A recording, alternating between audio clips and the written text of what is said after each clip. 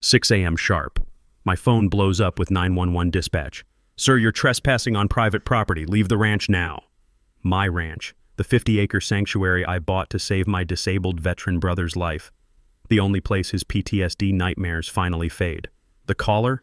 HOA tyrant Stella Worthington, raging that her spoiled son Trevor desperately needs my land for his custody battle. Using her 3 grandkids as pawns, demanding the deed by sunrise. What she didn't know, she's been harassing the county sheriff for months. Her darling boy? Midnight ATV raids, revving at 3 a.m. outside my brother's bedroom, shattering his rare peace. Smashed fences, slashed irrigation lines. When I confronted her about the damage, this entitled witch showed her true face. Move along, trailer trash, you don't belong here. Every trespass, every insult, every threat, fully documented. Airtight felony case ready to crush their family. The hammer is falling. What would you do if someone weaponized innocent kids to destroy your war hero's sanctuary? My name is Tom Bridgewater, and I've been county sheriff for 22 years. But this story isn't about my badge and uniform. It's about family, sacrifice, and what happens when entitled people push the wrong guy too far. My ranch sits on 50 acres of prime real estate, bordered by Willowbrook Estates, one of those fancy gated communities where the average house costs more than most people make. Place 5 years ago, not for investment or prestige, but because my younger brother Eddie needed somewhere to heal. Eddie came back from Afghanistan with pieces missing. Not just the leg he lost to an IED, but parts of his soul that desert sand and roadside bombs had stolen.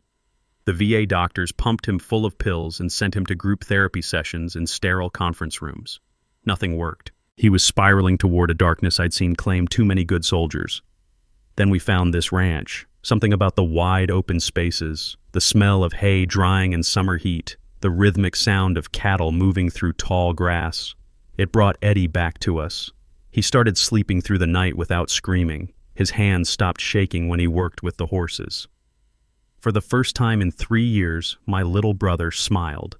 That's when Stella Worthington entered our lives like a Category 5 hurricane in designer heels. Stella runs the Willowbrook Estates HOA with the iron fist of someone who's never been told no in her entire privileged existence. She's got that particular brand of middle-aged entitlement that comes from marrying money and spending decades believing her law degree makes her queen of the universe. Her silver BMW never has a speck of dust on it, and she wears those oversized sunglasses that cost more than Eddie's monthly disability check. But it was her son Trevor who really set this whole mess in motion. 32 years old, recently divorced, and fighting for custody of 3 kids he'd barely paid attention to before his ex-wife finally got tired of his anger issues. The family court gave him 60 days to prove he could provide a stable family environment, which in lawyer speak meant he needed to stop living in his mother's pool house and find a real place to raise children. That's when they decided my ranch was exactly what Trevor needed. Never mind that it wasn't for sale. Never mind that Eddie and I had built a life there, that every fence post and barn beam represented hope for my brother's recovery. In Stella's world, people like us were just obstacles to be removed. The first sign of trouble came on a Tuesday morning in early March. I was feeding the horses when I noticed fresh tire tracks cutting through my east pasture. Someone had driven straight through my fence line, leaving a gap wide enough for cattle to wander onto the county road. The tracks led right up to the property boundary with Willowbrook Estates. I figured it was just some teenager joyriding, maybe took a wrong turn and panicked. Fixed the fence, reinforced it with extra posts, and thought that was the end of it. The sweet smell of fresh-cut lumber and the satisfying weight of the post-hole digger in my hands reminded me why I loved this physical work. It was honest, straightforward, nothing like the politics and paperwork that filled my days at the sheriff's department. That weekend, it happened again. This time, they'd cut the fence deliberately, using wire cutters to slice clean through 3 strands of barbed wire. Eddie found the damage during his morning walk, the routine that helped keep his anxiety in check. Watching him stand there, hands trembling as he stared at the destroyed fence, I felt something cold and dangerous settle in my chest. But I'm a cop, trained to gather evidence before making accusations, so I installed motion-activated trail cameras, the kind hunters use to track deer movements. Professional grade, infrared capable, with enough memory to record weeks of activity. If someone was messing with my property, I'd know exactly who, when, and how. The cameras caught everything. Trevor Worthington riding a red Yamaha ATV, cutting through my property at 2:17 a.m. like he owned the place. The infrared footage showed him weaving between my cattle, revving the engine loud enough to spook the horses, then stopping to take cell phone pictures of my barn and equipment shed. Not just passing through, actively surveying like he was planning something. I watched 3 nights of footage that told the same story. This wasn't some confused neighbor taking a shortcut. This was deliberate trespassing by someone who'd clearly been studying my property layout. The 4th night brought escalation. Trevor arrived with a friend, both of them carrying surveying equipment, an optical level, measuring chains, wooden stakes. They spent 2 hours marking boundaries, taking measurements, and driving stakes into my soil like they were planning construction. The arrogance was breathtaking.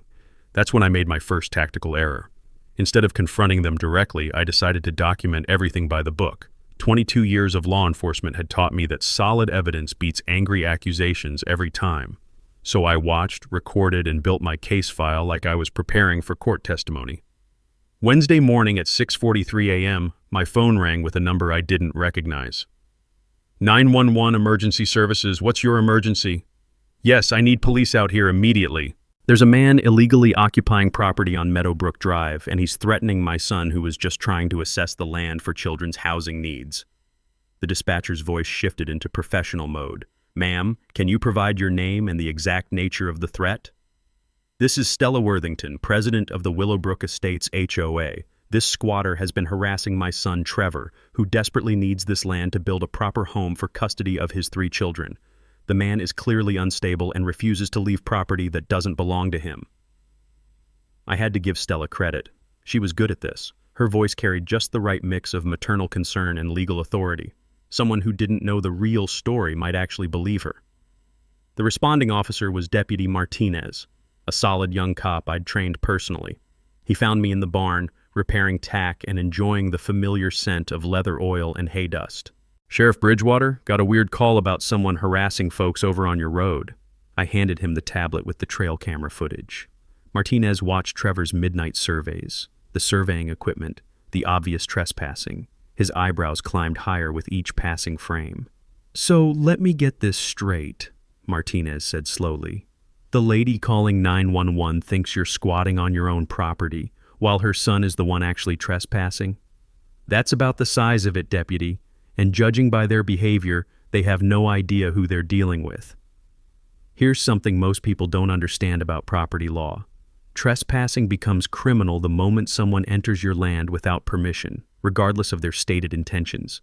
Even if Trevor genuinely believed he had legal rights to survey, which he didn't, conducting nighttime reconnaissance on someone else's property is clear-cut criminal trespass.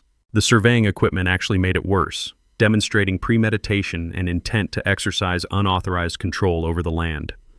Martinez shook his head. Want me to pay them a visit? Not yet. Let's see how deep this rabbit hole goes first. That afternoon brought the first mini twist. Eddie was checking the mail when a silver BMW pulled into our driveway. Stella Worthington emerged wearing a business suit that probably cost more than my monthly mortgage payment, and those signature oversized sunglasses that screamed, "I demand to speak to your manager." "Excuse me," she called to Eddie, her voice dripping with the kind of false sweetness that makes smart people immediately suspicious. "I'm looking for the property owner. Are you the caretaker?" Eddie, bless him, played it perfectly. "I'll get Tom for you, ma'am." I walked out of the barn still wearing work clothes, faded jeans, flannel shirt, steel-toed boots caked with honest dirt. To Stella, I probably looked exactly like the ignorant hillbilly she'd imagined. "Mr. She waited for me to fill in the blank.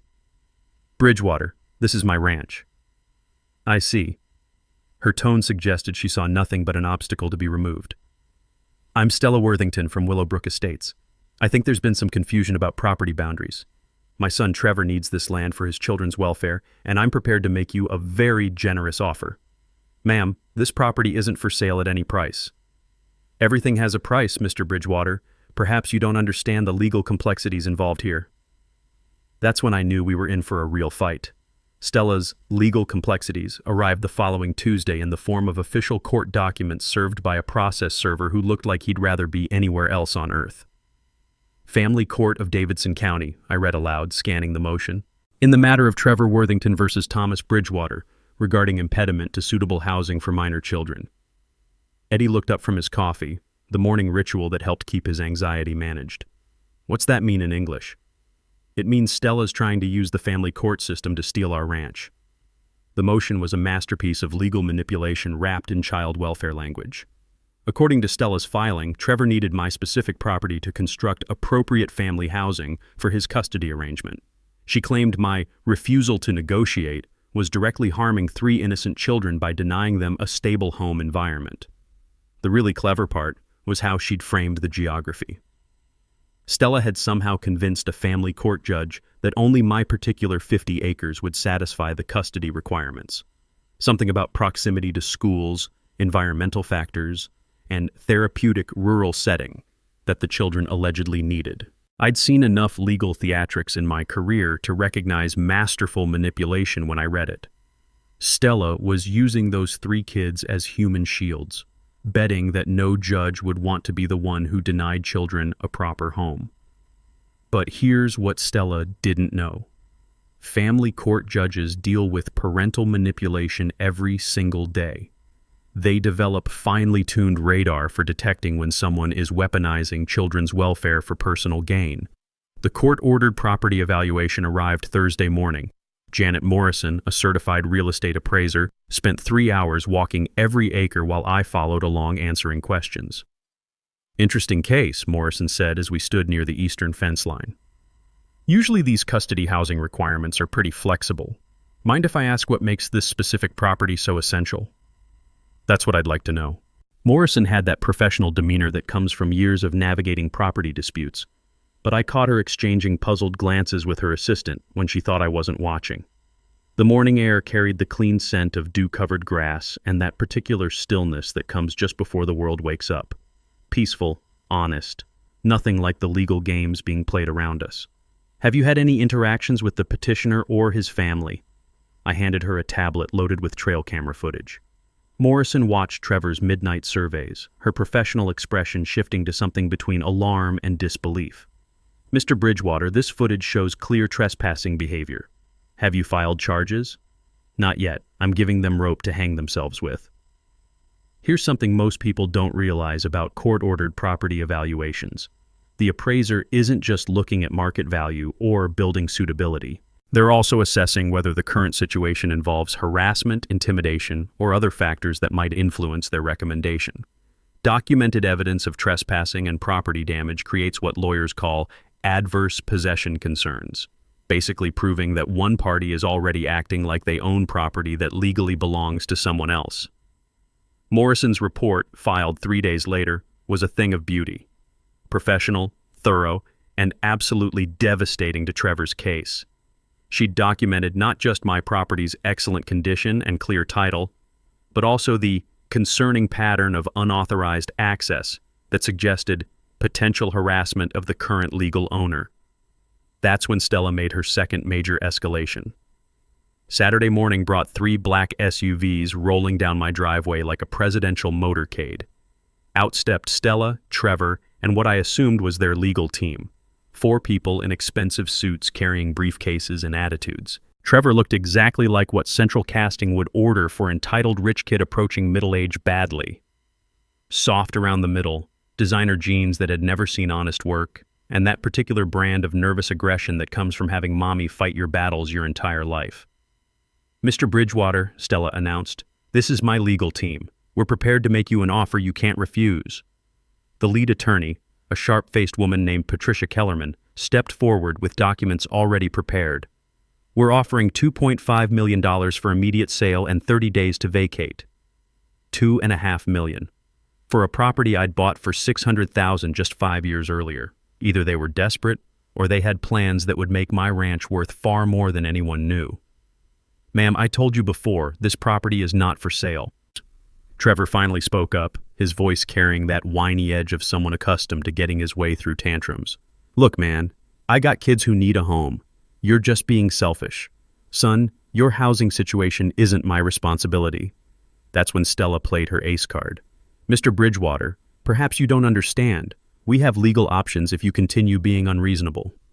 Stella's legal options revealed themselves the following Monday when I arrived home from my shift to find Eddie standing in our destroyed east pasture, hands shaking as he stared at the carnage. Someone had driven through my property with heavy equipment, not just an ATV this time, but something with serious weight and cutting power. Fence posts had been snapped at ground level, wire strands cut and tangled, and my main irrigation line severed in 3 places. Water sprayed from broken PVC pipes, turning sections of pasture into muddy swamps that smelled like diesel fuel and destruction. "Tom, they came in broad daylight," Eddie said, his voice carrying that tight control he used when fighting off panic attacks. Big truck with some kind of blade attachment. Driver wore a baseball cap, couldn't see his face. I knelt beside the largest pipe break, running my fingers along the cut edges, clean slices, made with precision tools. This wasn't random vandalism. Someone had deliberately targeted my water system with surgical accuracy. The trail cameras had been disabled too, not destroyed but carefully repositioned to face the ground.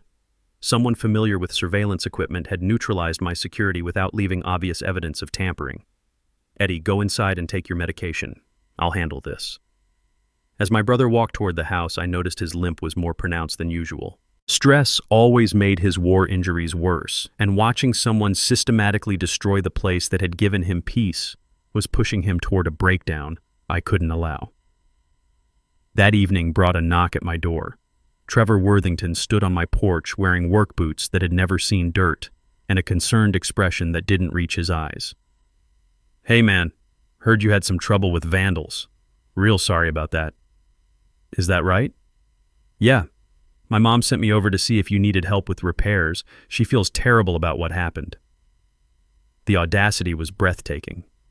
Trevor was standing there offering to fix damage he'd almost certainly caused, fishing for information about my response while pretending to be a good neighbor. "That's mighty considerate of your mother. Look, I know we got off on the wrong foot with this whole property thing, but I'm just trying to do right by my kids, you know? Maybe we could work something out that benefits everybody." Here's what Trevor didn't know. When someone damages critical infrastructure on a working ranch, they're not just vandalizing property, they're potentially creating life-threatening situations for livestock and dangerous environmental conditions. Severing irrigation lines can kill cattle during hot weather, and the combination of standing water and electrical systems creates electrocution hazards.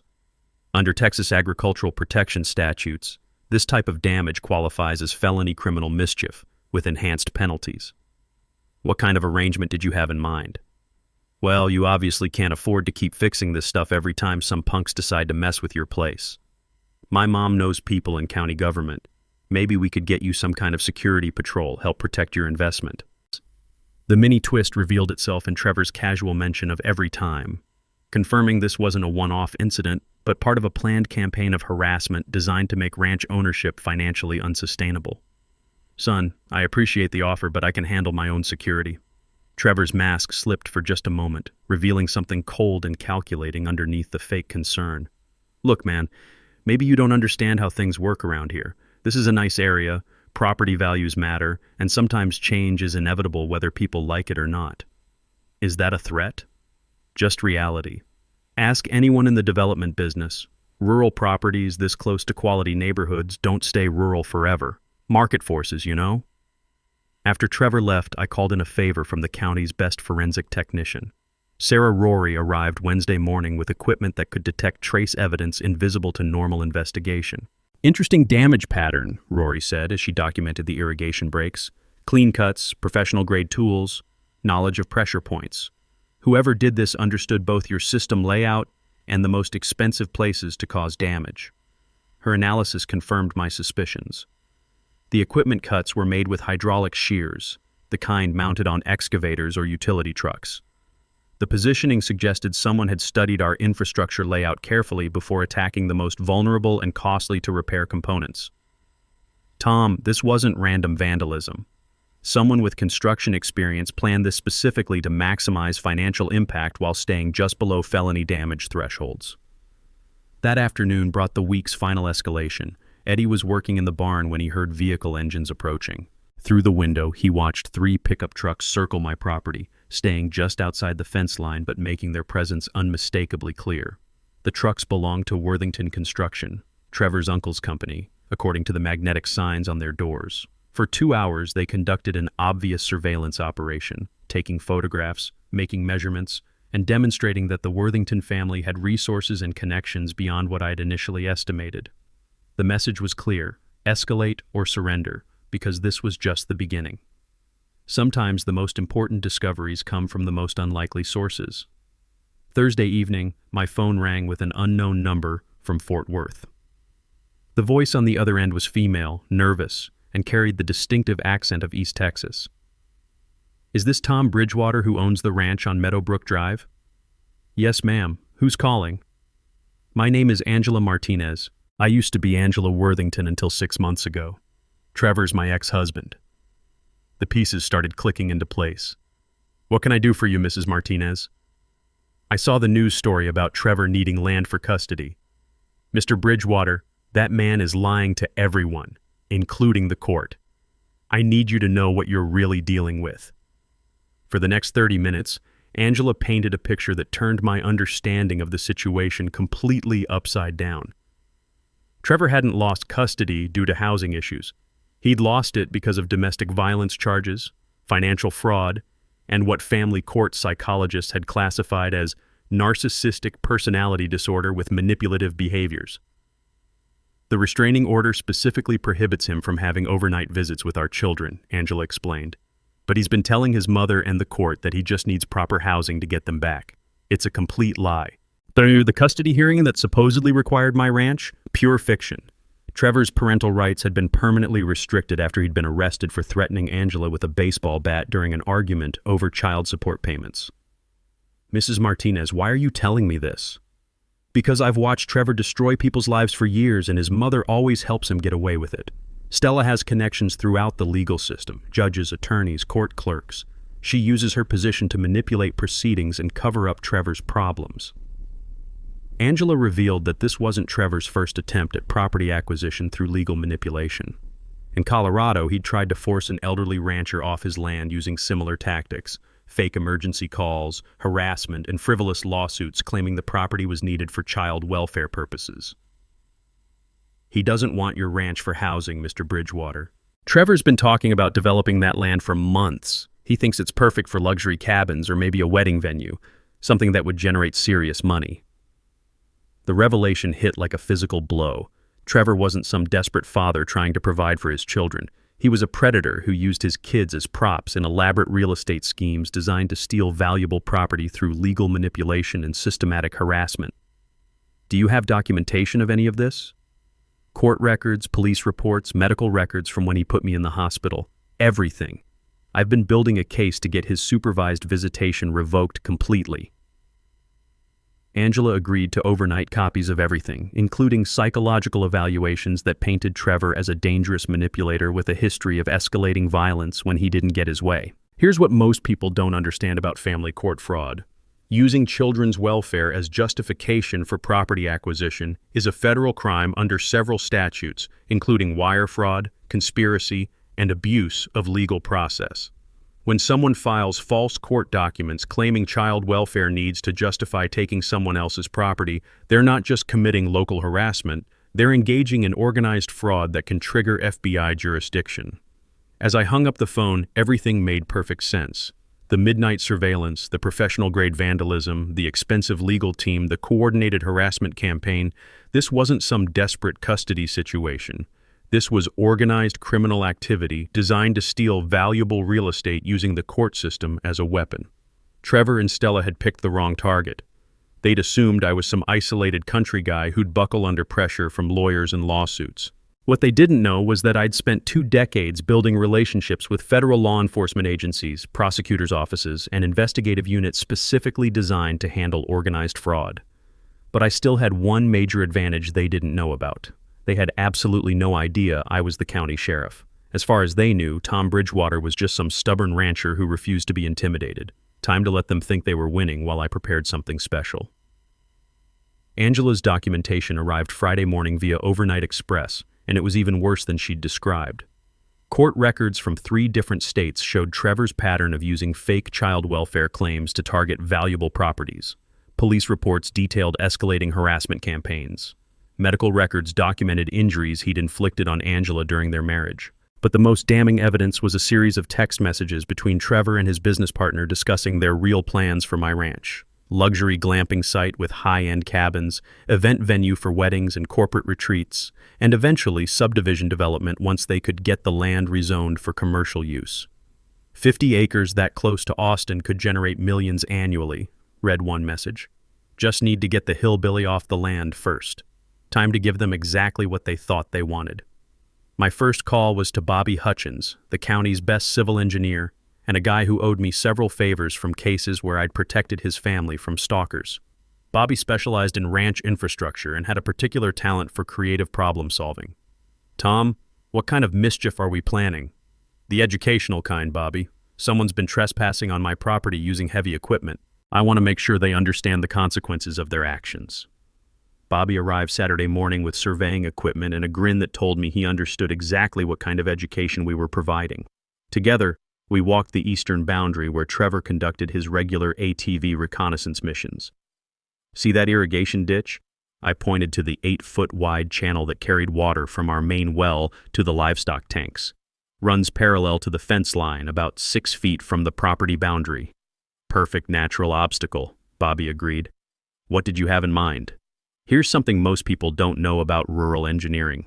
Temporary bridges over irrigation ditches are common on working ranches, usually constructed from steel beams or heavy planks that can support livestock, ATVs, and light farm equipment. But these bridges can be designed with specific weight limitations, strong enough for normal ranch use but engineered to fail when subjected to loads they weren't designed to handle. Bobby's design was elegant in its simplicity, a collapsible bridge that would easily support my 400-pound ATV or a person on foot, but would collapse under the combined weight of Trevor's 650-pound Yamaha plus his 250-pound bulk. The collapse mechanism used tension cables and breakaway joints that would trigger when the load exceeded safe parameters. Weight limit calculations are based on distributed load factors and dynamic stress analysis, Bobby explained as we positioned the bridge components. Translation: it'll hold what it's supposed to hold and fail when someone exceeds design specifications. The bridge installation took most of Saturday, camouflaged to look like routine ranch maintenance. We positioned it over the narrowest section of the irrigation ditch, right where Trevor's tire tracks showed his regular crossing point. Sunday brought phase 2 of my preparation. I reached out to Angela Martinez and explained what I needed. Official documentation of Trevor's fraud pattern, court records showing his restricted parental rights, and most importantly, her willingness to testify about his real motives for targeting my property. Mr. Bridgewater, I've been waiting 3 years for someone to hold Trevor accountable. I'll testify, provide documents, whatever you need. Phase 3 involved the most delicate preparation of all, gathering witnesses without revealing my true identity or intentions. I contacted 5 neighboring ranchers, all of them fed up with Worthington family harassment, but previously afraid to speak up against someone with legal connections. Tom, we've all been watching this situation develop, said Bill Henderson, whose property bordered mine to the west. That family thinks they can push around anyone without enough money to fight back. What do you need us to do? The final phase required equipment I normally used in my law enforcement role, professional-grade recording devices, evidence collection materials, and communication gear that would document everything in court-admissible quality. I also quietly arranged for Deputy Martinez to be on duty the following Saturday, positioned close enough to respond quickly when needed, but far enough away to avoid spooking Trevor into changing his routine. By Thursday, everything was in position. The bridge sat innocently over the irrigation ditch, looking like it had been there for years. Trail cameras were repositioned to capture multiple angles of the crossing point. Recording equipment was tested and ready. Eddie had noticed the preparations and asked direct questions about my intentions. I explained the situation honestly. Trevor was going to trespass one more time, encounter a completely legal defensive obstacle on my property, and face the consequences of his choices in front of witnesses who could testify about his behavior. Just promise me something, Tom. Don't let this destroy what we've built here. Eddie, what we're doing is protecting what we've built. Sometimes you have to stand up to bullies, or they never stop pushing. Saturday night was forecast to be clear and warm. Perfect weather for ATV riding. Trevor hadn't missed a weekend reconnaissance mission in 6 weeks. Time to see if he'd maintain his perfect attendance record. Friday afternoon brought Stella's most desperate gambit yet, and it arrived in the form of a personal visit that reeked of expensive perfume and barely controlled panic. I was repairing fence in the south pasture when her silver BMW crunched down my gravel driveway, followed by a black Mercedes that probably cost more than Eddie's annual disability payments. The afternoon sun caught the metallic paint as both vehicles parked with military precision near my front porch. Stella emerged wearing what I'd learned to recognize as her serious negotiation outfit, navy blue business suit, minimal jewelry, and an expression that suggested she'd rather be performing root canal surgery on herself. The Mercedes disgorged 2 passengers, a heavy-set man in an expensive suit who moved like hired muscle, and a sharp-faced woman carrying a briefcase that screamed high-end legal representation. "Mr. Bridgewater," Stella called across the yard, "we need to discuss your situation urgently." I set down my wire stretchers and walked over, still wearing work gloves stained with honest dirt and sweat. The contrast between their corporate armor and my rancher's uniform was probably exactly what Stella had hoped for. Intimidation through obvious wealth disparity. "Afternoon, Mrs. Worthington. What brings you by?" The sharp-faced woman stepped forward with the confident aggression of someone accustomed to winning through paperwork and legal threats. "Mr. Bridgewater, I'm Victoria Walsh, representing the Worthington family interests. We're prepared to make you a final offer." She opened the briefcase with theatrical precision, revealing documents that had clearly been prepared by teams of lawyers billing at premium hourly rates. The top sheet showed numbers that made my rancher persona almost choke on surprise. $3.7 million, Walsh announced. "Cash settlement, 30-day closing, all legal fees paid by our clients. This represents fair market value plus a substantial premium for your inconvenience." $3.7 million. Either they were completely insane, or my 50 acres sat on something worth far more than agricultural land should be valued at. "Ma'am, I've told Mrs. Worthington repeatedly that this property is not for sale." Stella's composure cracked just enough to reveal the desperation underneath her polished exterior. "Mr. Bridgewater, you need to understand the bigger picture here. My son's children are depending on this arrangement. We have legal proceedings in motion that you cannot win." The heavy-set man finally spoke, his voice carrying the flat menace of someone who'd delivered threats professionally for years. "Sometimes people don't realize how expensive it gets to fight City Hall. Legal fees, court costs, property damage from ongoing vandalism. It adds up fast. Here's what they didn't know. Implicit threats made in the presence of witnesses constitute criminal intimidation under Texas law, especially when delivered by parties already engaged in documented harassment campaigns. The casual mention of ongoing vandalism essentially amounted to a confession that they were responsible for my irrigation damage." "Are you threatening me, sir?" "Just explaining economic realities," the man replied. "Smart people recognize when resistance costs more than cooperation." Walsh stepped forward again, clearly trying to regain control of negotiations that were spiraling into overt intimidation. "Mr. Bridgewater, we're offering you generational wealth for property that's costing you money every month. Insurance, taxes, maintenance, ranch ownership is expensive. And if I decline this generous offer," Stella's mask slipped completely, "then you'll discover exactly how expensive it gets to fight people with unlimited resources and excellent legal connections. Family court judges don't like men who put their pride ahead of children's welfare." The mini twist revealed itself in Stella's slip about unlimited resources, confirming that this wasn't just about Trevor's housing needs, but about a much larger financial operation with serious money behind it. "Mrs. Worthington, I think you've mistaken me for someone who can be intimidated by lawyers and veiled threats." "We'll see about that," she snapped, abandoning all pretense of polite negotiation. "Victoria, show him the alternative." Walsh produced a second set of documents, preliminary legal filings that would trigger a cascade of court proceedings, regulatory investigations, and bureaucratic harassment designed to make property ownership financially impossible. "Eminent domain petition for public utility expansion," Walsh explained with obvious satisfaction. "Environmental impact studies requiring expensive soil testing. Zoning compliance reviews that could take years to resolve. agricultural exemption challenges that would triple your property tax burden. The scope of their planned legal assault was breathtaking. A coordinated attack using multiple government agencies and court systems to drown me in proceedings that would cost hundreds of thousands to defend against. Of course, all of these proceedings disappear if you accept our reasonable offer, Stella added. Your choice, Mr. Bridgewater, generational wealth or generational debt from fighting battles you cannot win. As their convoy disappeared down my driveway in a cloud of dust and arrogance, I realized they'd just made a critical tactical error. They'd revealed the full scope of their operation while still believing I was just some isolated rancher without resources to fight back. Tomorrow night would be very educational for everyone involved. Saturday evening arrived with the kind of perfect weather that makes Texas ranchers grateful to be alive. Clear skies, gentle breeze carrying the scent of wildflowers and cattle, temperature hovering in that sweet spot between warm sunshine and cool shadow. I was positioned in the barn loft with night vision equipment and recording gear, watching Trevor's regular approach route through infrared cameras.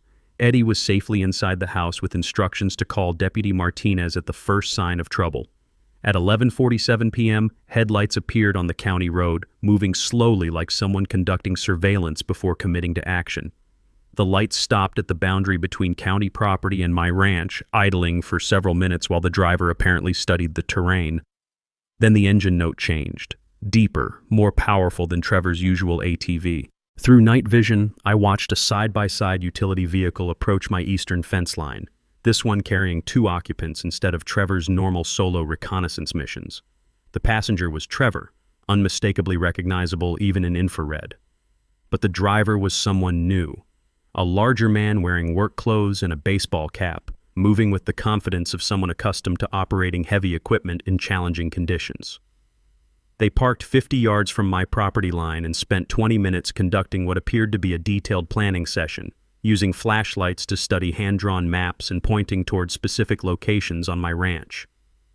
"This is it," I heard Trevor's voice carry across the still night air. "Hit the irrigation main first, then the electrical feed to the barn. Make it look like equipment failure, not sabotage." The mini-twist revealed itself when the driver responded, "Your mom's paying me good money for this, but if anyone asks, I was never here. This is the last time, understand? After tonight, find another way to solve your problems." They were escalating from harassment to outright sabotage, bringing in professional help to cause damage that would be difficult to trace back to them. But they'd made the mistake of discussing their plans within range of professional surveillance equipment operated by someone who knew how to gather court-admissible evidence. The driver unloaded serious equipment from the utility vehicle, hydraulic cutters, trenching tools, and what appeared to be electronic devices designed to overload electrical systems. This wasn't amateur vandalism. Someone had planned a systematic attack on my ranch's critical infrastructure. Trevor climbed onto his regular ATV while the driver moved toward my electrical service panel near the barn. They were coordinating a 2-pronged assault designed to cause maximum damage while maintaining plausible deniability about who was responsible. I activated my radio to alert Deputy Martinez. "Unit 7, this is Tom. We've got multiple suspects engaged in criminal activity at my location, requesting backup for apprehension." "Copy that, Sheriff. ETA 5 minutes. Through my night vision scope, I watched Trevor navigate his familiar route toward the irrigation crossing where Bobby's engineered bridge waited patiently for its first real test. The ATV's headlights swept across the landscape as Trevor accelerated toward what he thought was just another night of consequence-free trespassing. The bridge held perfectly as Trevor approached the crossing point, his ATV's weight still within the engineered tolerance limits. But when he hit the gas to power across the irrigation ditch, physics took over with mechanical precision. The combined dynamic load of 650 pounds of ATV plus 250 pounds of rider, multiplied by the forward momentum and downward force of the crossing, exceeded the bridge's designed failure point by exactly the margin Bobby had calculated. The collapse was spectacular. Support cables snapped with sharp metallic pings, breakaway joints separated with satisfying clicks, and Trevor's ATV pitched forward into 8 feet of cold irrigation water with a splash that could be heard 3 counties away. The scream that followed was pure, undiluted outrage mixed with shock, the sound of someone who'd never faced real consequences for his actions suddenly discovering that physics doesn't care about family connections or legal threats. "Help! Somebody help me! I'm stuck!" The driver near my electrical panel heard the commotion and came running with a flashlight, probably expecting to find Trevor injured from an accident rather than trapped in a carefully engineered consequence for his criminal behavior. "Trevor, what happened?" "The bridge collapsed. My ATV's flooded. I think my leg's pinned." I keyed my radio again. "Unit 7, Suspect 1 is contained in the irrigation ditch. Suspect 2 is approaching from the barn area. Move in for apprehension." Deputy Martinez's response crackled through the night air. "Copy, Sheriff. Units 2 and 4 are backing me up. We've got them surrounded." As flashing red and blue lights began illuminating my property like a patriotic light show, I climbed down from the loft to greet my uninvited guests. 22 years of law enforcement had taught me to savor moments like this, when criminals finally faced consequences for actions they thought would never catch up with them. Time for some introductions that would change everyone's understanding of this situation permanently. The sound of sirens cutting through the quiet night air brought Stella Worthington racing to my property faster than I'd ever seen that silver BMW move. She arrived just as Deputy Martinez was setting up floodlights around the irrigation ditch where Trevor sat waist-deep in muddy water, his expensive ATV completely submerged and his dignity even more thoroughly soaked. But Stella wasn't alone.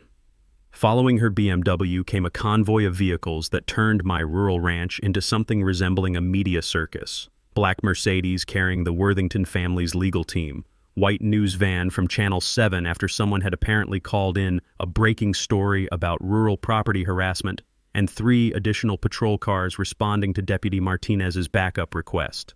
Perfect timing, because I wanted plenty of witnesses for what came next. Trevor was still thrashing around in the ditch, alternating between screaming for help and cursing about his rights being violated, when Stella emerged from her BMW wearing a white terry cloth robe over silk pajamas. Even in crisis mode, she'd managed to look like she was heading to a luxury spa rather than bailing her criminal son out of trouble. "Officer!" she called to Deputy Martinez, her voice carrying that imperious tone she'd perfected through decades of getting her way through legal intimidation. "I demand you arrest the man responsible for this booby trap.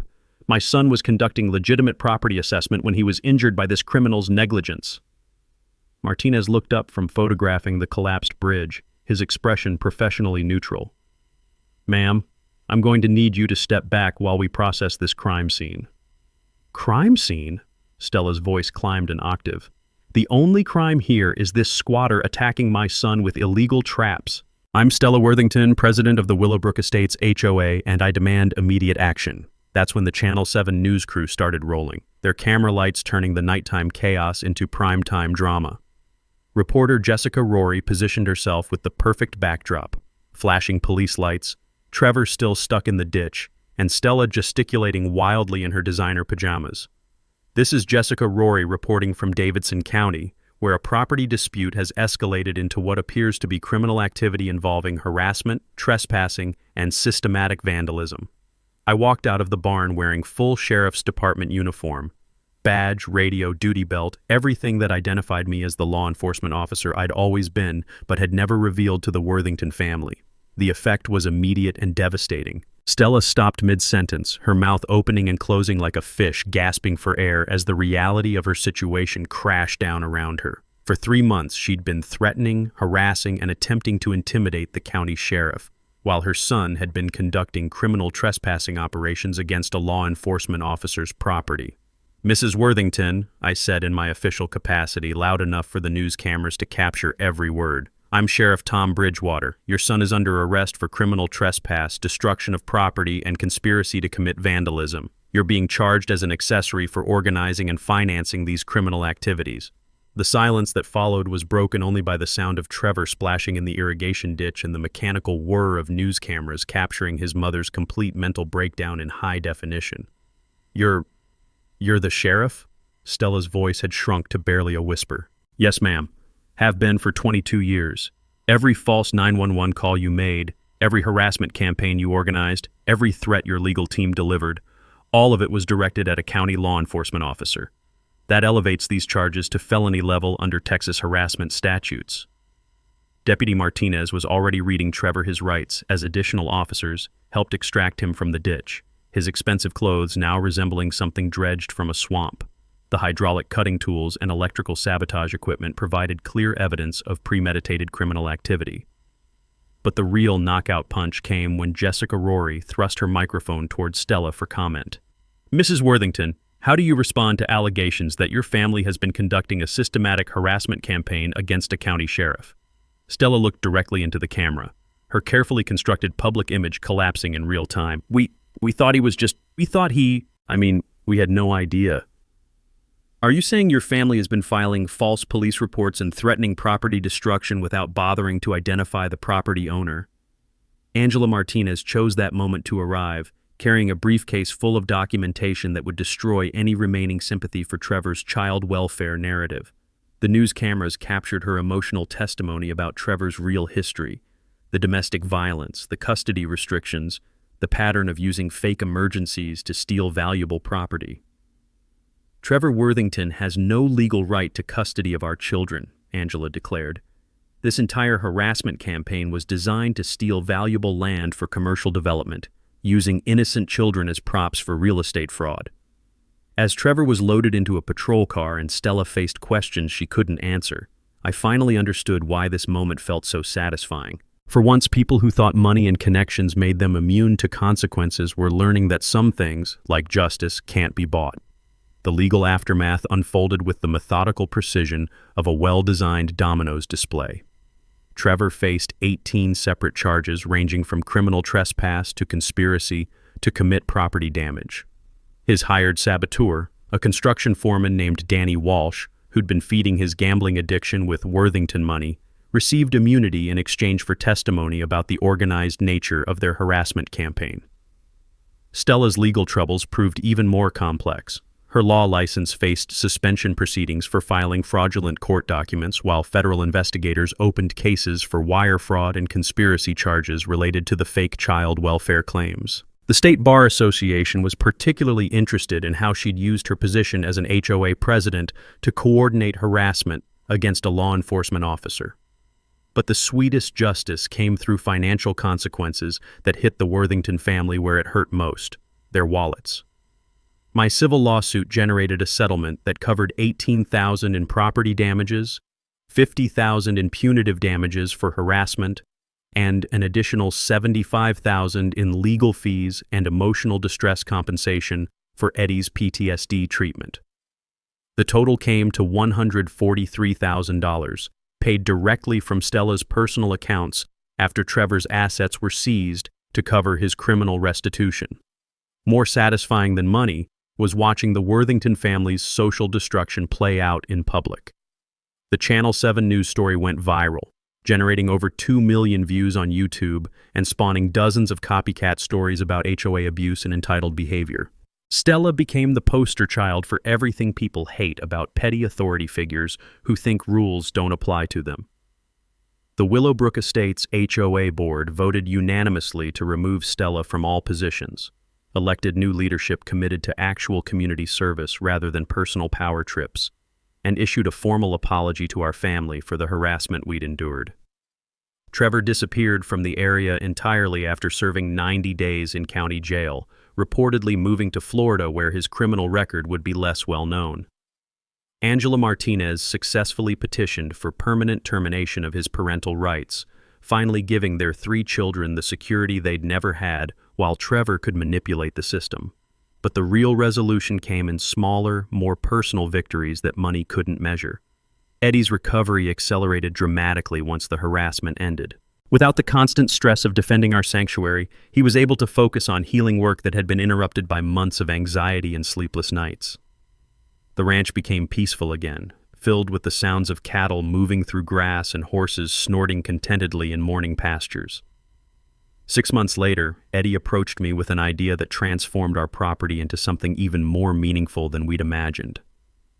Using his military contacts and my law enforcement connections, we established the Bridgewater Ranch Veterans Recovery Program, a nonprofit organization providing rural therapy environments for combat veterans struggling with PTSD and related trauma disorders.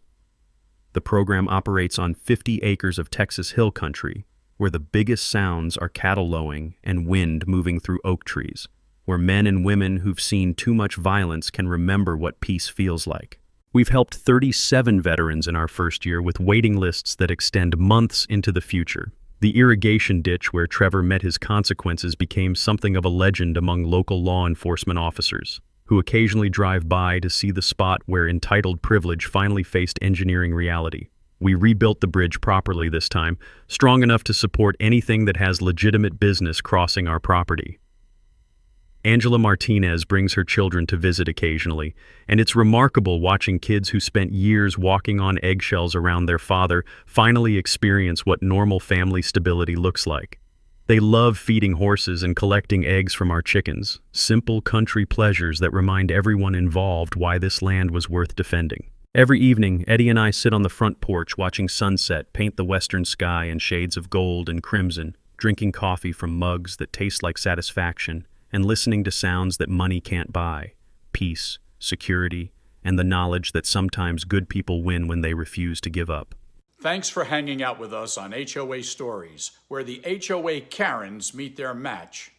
If this story had you cheering or cringing, go ahead and like the video, drop a comment with your reaction, and hit subscribe so you're ready for the next wild HOA tale.